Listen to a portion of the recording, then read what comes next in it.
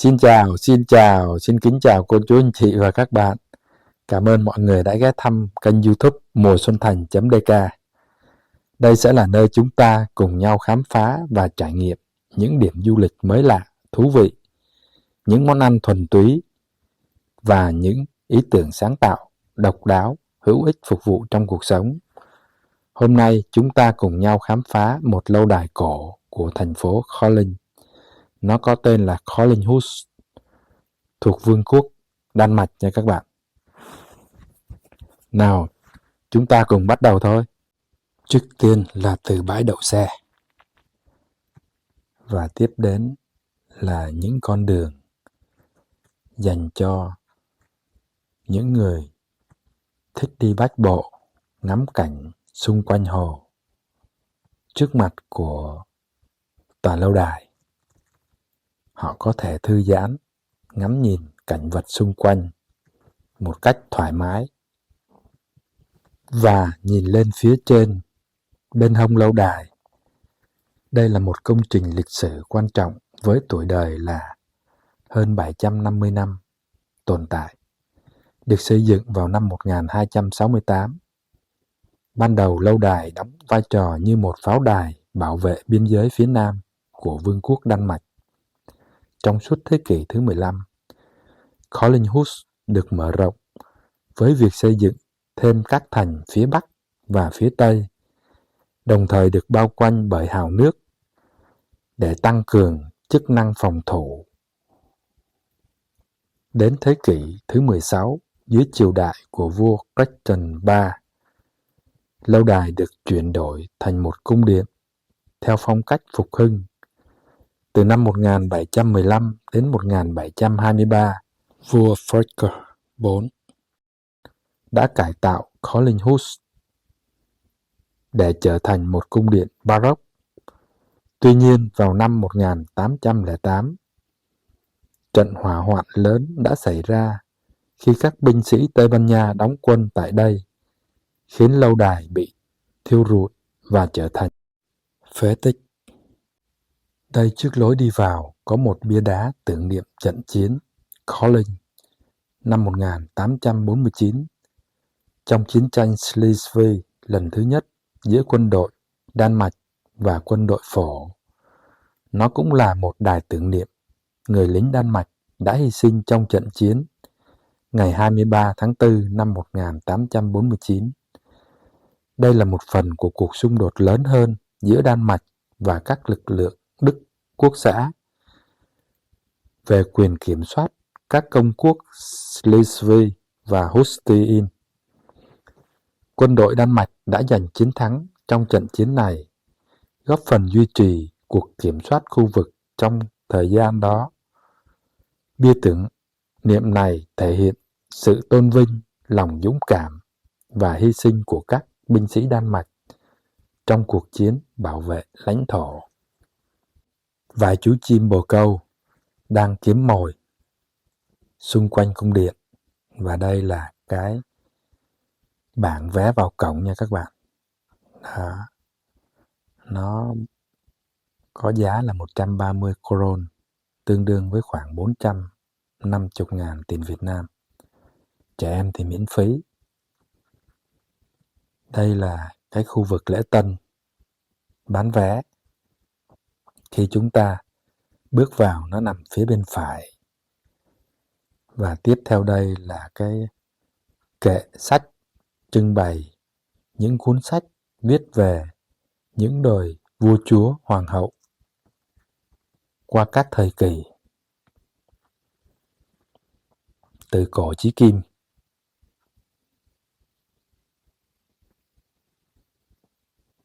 Vài bức tranh treo tường vẽ về cảnh nông thôn yên bình thời xa xưa.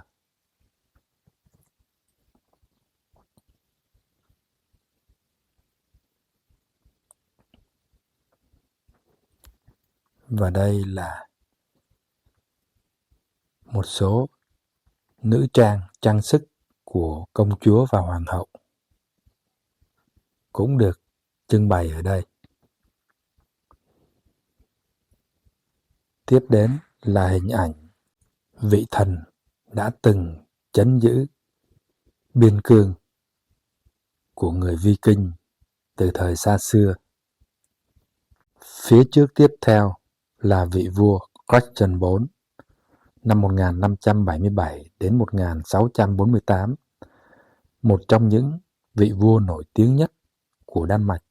Ông là con trai của vua Frederik II. Ông đã trở thành hoàng tử, sau đó lên ngôi vua và nổi tiếng với vai trò là một người xây dựng. Ông đã khởi xướng và giám sát việc xây dựng nhiều công trình quan trọng, bao gồm việc mở rộng và cải tạo Collinghush. Dưới triều đại của ông, Collinghush được bổ sung thêm Campbelltown, được hiểu là tháp lớn, vào năm 1596, đánh dấu sự phát triển quan trọng của lâu đài. Và đây là cái hội trường để tổ chức những buổi ca nhạc, diễn kịch, phục vụ du khách trong những dịp lễ lớn, được trang hoàng với đèn chùm. Chúng ta có thể bước lên trên để nhìn xuống cái hội trường này luôn nha các bạn. Đấy, rất là lung linh, đẹp. Có sức chứa 2 tầng ở bên dưới và cả bên trên. Khách tham quan có thể chiêm ngưỡng hoặc nghe nhạc. Tiếp theo bậc cầu thang, bên trái là những cái hướng mũi tên chỉ đường, hướng dẫn khách du lịch tham quan. Và tiếp theo mình sẽ đi vào những khu thêu thùa, may vá, thổ cẩm thời xa xưa. Đây là những cái công cụ để dệt may từ ngày xưa. Những chất liệu này chủ yếu làm từ bằng gỗ và sợi vải thô để thêu lên những trang phục phục vụ cho giới quý tộc. Đây là bức tranh thêu thùa của các cô thôn nữ và chú mèo cưng nằm trên ghế. Và đây là hình ảnh bất hủ của tình mẫu tử giữa chim mẹ và chim con khi nạn đói xảy ra. Chim mẹ đã tự hủy bản thân mình để cứu sống những bầy con. Và đây là những chiếc máy may thời Trung Cổ sau thời kỳ thủ công. Trên bức tường, trong ngăn tủ, cũng có vài chú sóc thuộc da được trưng bày ở đây. Và bức tranh trang phục cổ cũng được treo ở đây. Đây là cái lá cờ của Đan Mạch nha các bạn. Và đây là những bộ trang phục của hoàng tử và công chúa được trưng bày dọc theo cái hành lang.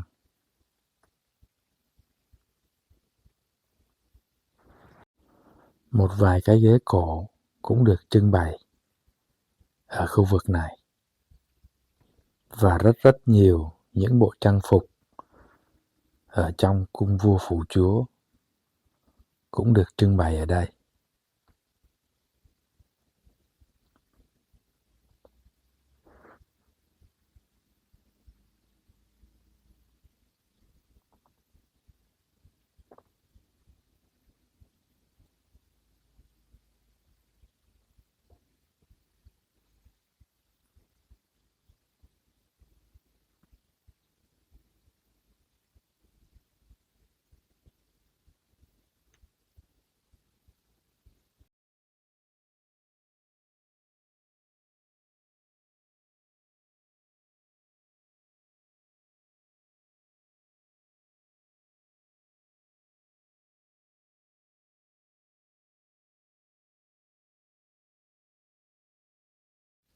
Đây còn sót lại cái tàn tích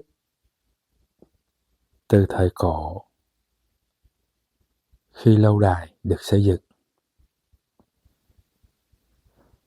Một số bức tranh cổ nói về cảnh tiêu khiển thú vui của người tiền sử. Đây cũng có bức tranh một người phụ nữ chờ đợi một cái sự linh thiêng nào đó từ thần linh trên trời cao.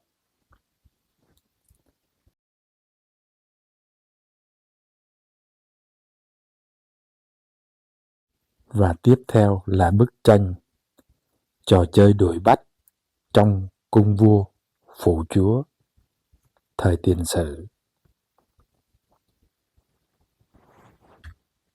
Sau khi tham quan một vòng,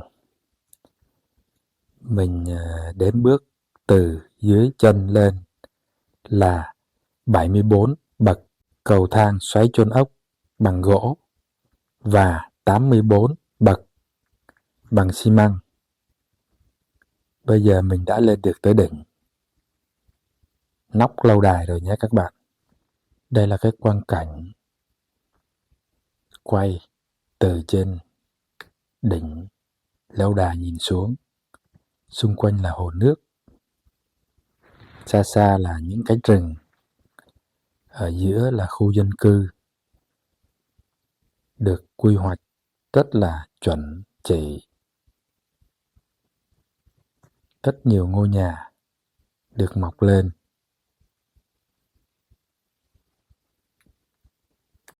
Thật là sầm uất. Và nó cũng có những tuổi đời rất là lâu được bảo tồn và gìn giữ cho đến ngày nay.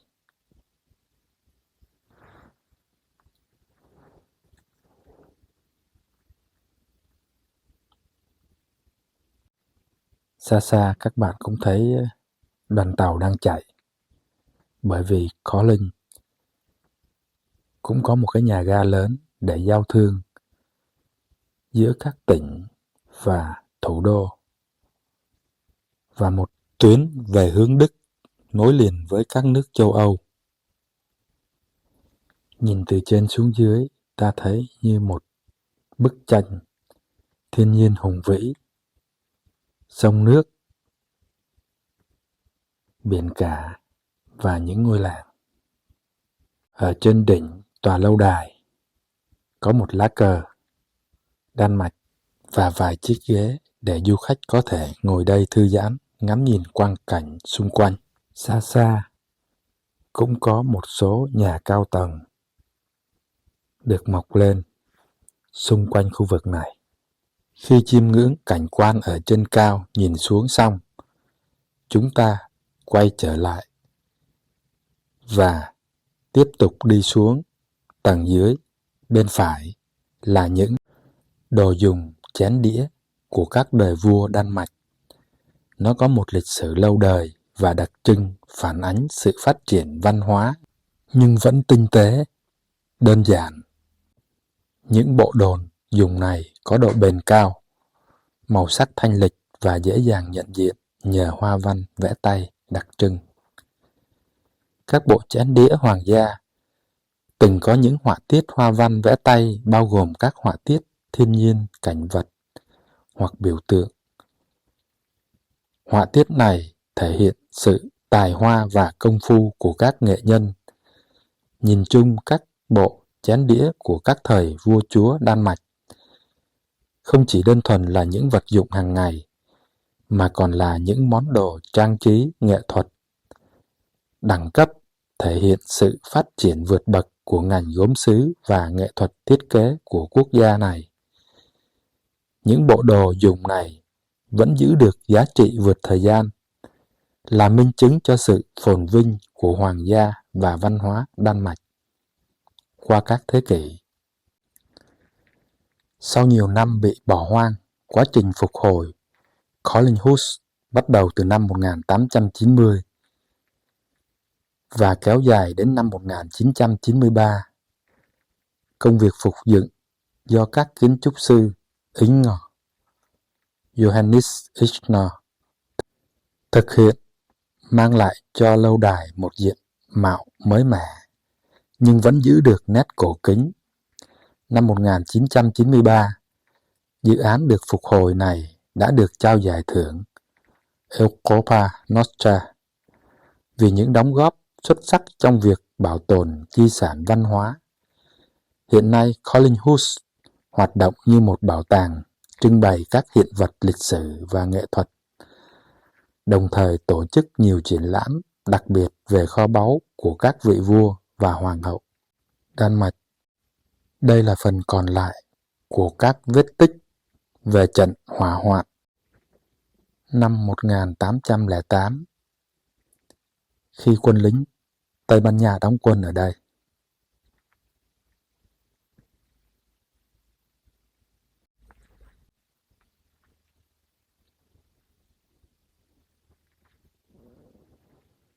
Chỉ còn là những bức tường dày dọc theo tổng thể của lâu đài khi được trùng tu.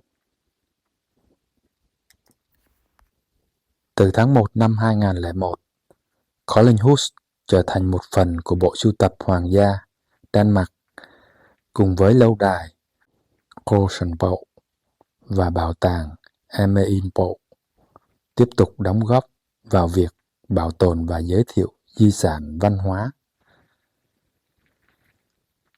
Với kiến trúc ấn tượng về bề dày lịch sử, Collingwood là điểm đến không thể bỏ qua cho những ai quan tâm đến văn hóa và lịch sử Đan Mạch. Đây là cái lối đi trở xuống. Người ta thiết kế cầu thang treo nha các bạn. Đấy, cái đi dọc theo cái tuyến này là chúng ta sẽ đi xuống tầng dưới.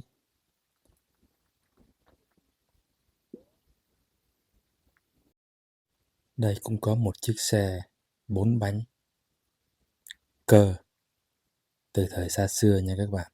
Họ cũng trưng bày ở đây. Là cái sản phẩm và cuối cùng là chúng ta cũng thoát ra ngoài,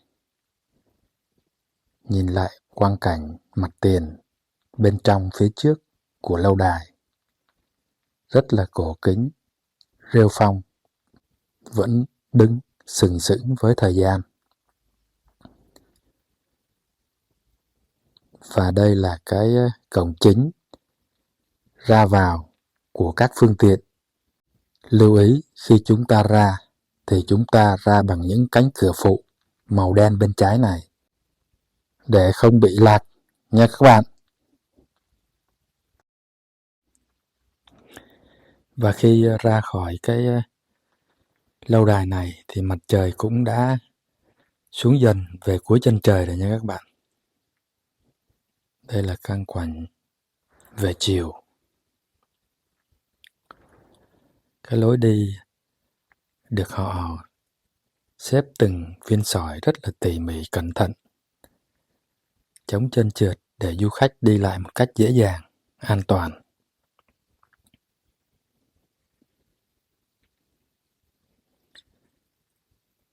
Đây là những cái hào xung quanh tòa nhà lâu đài.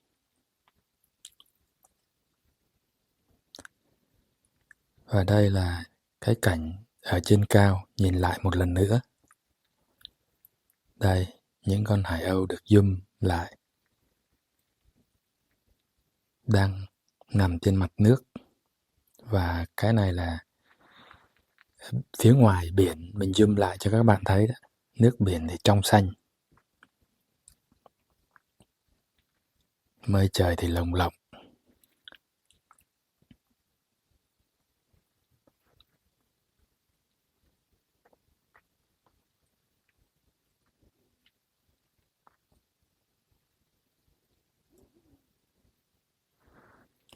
Hôm nay thì thời tiết không có gió, đâm ra những con sóng cũng nhấp nhô thôi.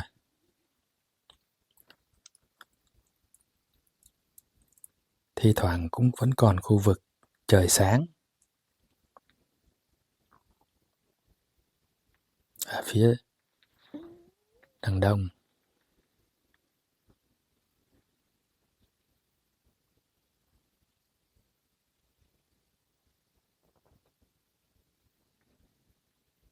Xa xa cũng vẫn có một vài hòn đảo.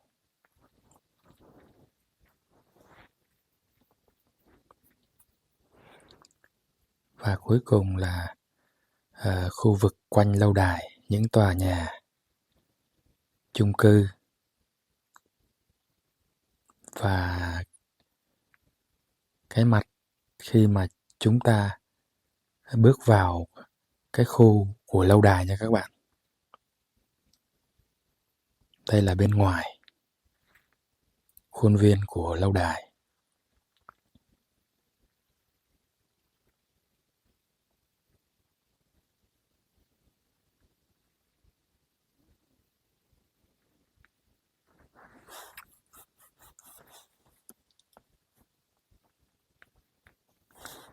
Cũng có một số cái bãi đậu xe để tiện dịp cho khách ghé tham quan.